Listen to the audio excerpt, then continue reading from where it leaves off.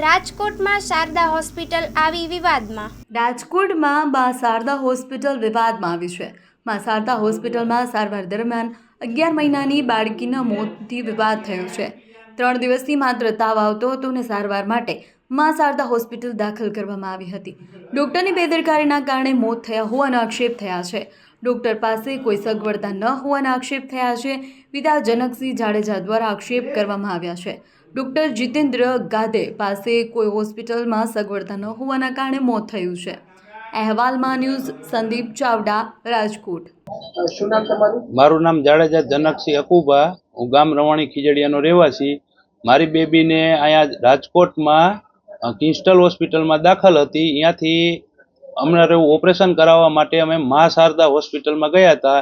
ત્યાં જીતેન્દ્ર ગાધે સાહેબે ઓપરેશન કરેલું, કોઈ જ સગવડ નથી એમની પાસે, અને મારી બેબીને ઓપરેશન કરાવી અને સૌરાષ્ટ્ર હોસ્પિટલમાં દાખલ કરી દીધી અમને કોઈ જાણ કર્યા વગર, અને મારી બેબી ત્યાં ફેલ થઈ ગઈ।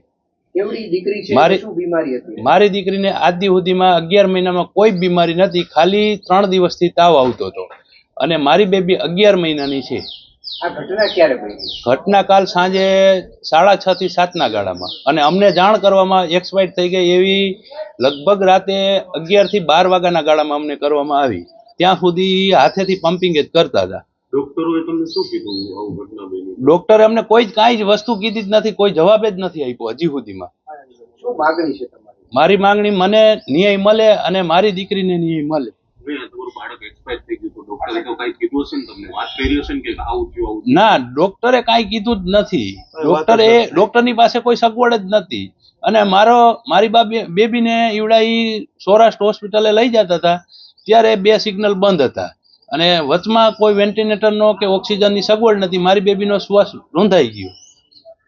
અત્યારે શું તમારી માંગણી? મારી માંગ એવી છે કે જે મારી હારે બન્યું એ કોઈ હારે ન બને, મને ન્યાય મળે। મા શારદા હોસ્પિટલની બેદરકારી છે? હા, મા શારદા હોસ્પિટલની બેદરકારી। પૈસા મારી પાસેથી 42,000 રૂપિયા લીધા, ઇમરજન્સી ડોક્ટર મેં બોલાવવાના 2,000 દીધા, 40,000 મેં ઓપરેશનના આપ્યા। શું નામ છે ડોક્ટર? ડોક્ટરનું નામ જીતેન્દ્ર ગાંધે।